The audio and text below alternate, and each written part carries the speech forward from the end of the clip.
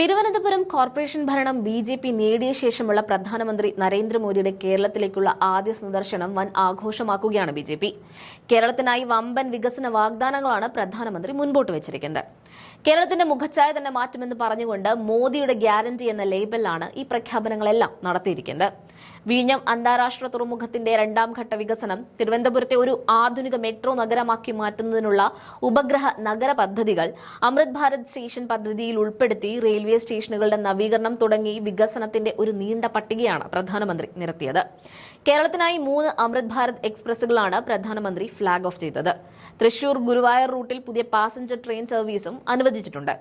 BJP. അധികാരം പിടിച്ച തിരുവനന്തപുരം കോർപ്പറേഷനെ 2030ഓടെ ഒരു മോഡൽ നഗരമാക്കി മാറ്റാനുള്ള വികസന രേഖയും അദ്ദേഹം പുറത്തിറക്കി. സാറ്റലൈറ്റ് സിറ്റികൾ, പ്രതിവർഷം 4000 വീടുകൾ എന്നിങ്ങനെ വികസന വാഗ്ദാനങ്ങളുടെ പെരുമഴയാണ് പ്രധാനമന്ത്രി നടത്തിയിട്ടുള്ളത്. വികസിത കേരളം, വികസിത ഭാരതം എന്നതാണ് അദ്ദേഹത്തിന്റെ മുദ്രാവാക്യം. കേരളത്തിന്റെ കാര്യത്തിൽ ഇത്രയേറെ ശുഷ്കാന്തി കാണിക്കുന്ന പ്രധാനമന്ത്രിയുടെ ഗുജറാത്തിലേക്ക് ഈ അവസരത്തിൽ ഒരു തിരിഞ്ഞുനോട്ടം ആവശ്യമാണ്. സ്വന്തം പാർട്ടി ഭരണത്തിലിരിക്കുന്ന സംസ്ഥാനത്തും ഇതൊക്കെയും ബാധകമല്ലേ എന്ന സംശയം ഉണർത്തിക്കുന്ന സംഭവമാണ് ഗുജറാത്തിൽ ഉണ്ടായിരിക്കുന്നത്.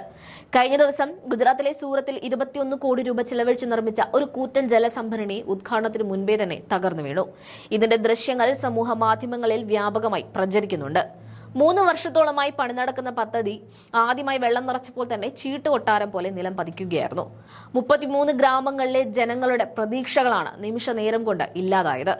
വികസനത്തിന്റെ ഗുജറാത്ത് മോഡലിൽ നിന്ന് ലോകമെങ്ങും കൊട്ടിഘോഷിച്ച ബി.ജെ.പിക്ക് സംഭവം വലിയ നാണക്കേടാണ് ഉണ്ടാക്കിയിരിക്കുന്നത്. ഗുജറാത്തിലെ ഭരണമാതൃക പൊളിഞ്ഞു വീഴുമ്പോൾ അഹമ്മദാബാദിലേക്ക് കൂടി നോക്കേണ്ടതുണ്ട്. ഏകദേശം 75 വർഷങ്ങൾക്ക് മുൻപ് കോൺഗ്രസിന്റെ ഭരണകാലത്ത് നിർമ്മിച്ച ജലസംഭരണിയെക്കുറിച്ചുള്ള വാർത്തയും കോൺഗ്രസ് അനുകൂല സോഷ്യൽ മീഡിയ ഹാൻഡിലുകളിൽ പ്രചരിക്കുന്നുണ്ട്.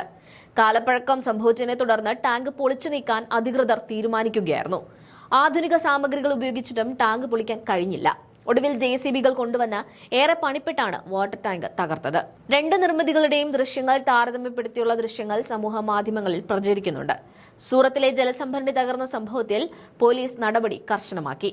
സംഭവവുമായി ബന്ധപ്പെട്ട് സർക്കാർ ഉദ്യോഗസ്ഥരും കരാറുകാരും ഉൾപ്പെടെ 8 പേരെ സൂറത്ത് റൂറൽ പോലീസ് അറസ്റ്റ് ചെയ്തിട്ടുമുണ്ട്. സൂറത്തിലെ അഹമ്മദാബാദിലെയും ദൃശ്യങ്ങൾ കൂടി ചേർക്കുന്നു.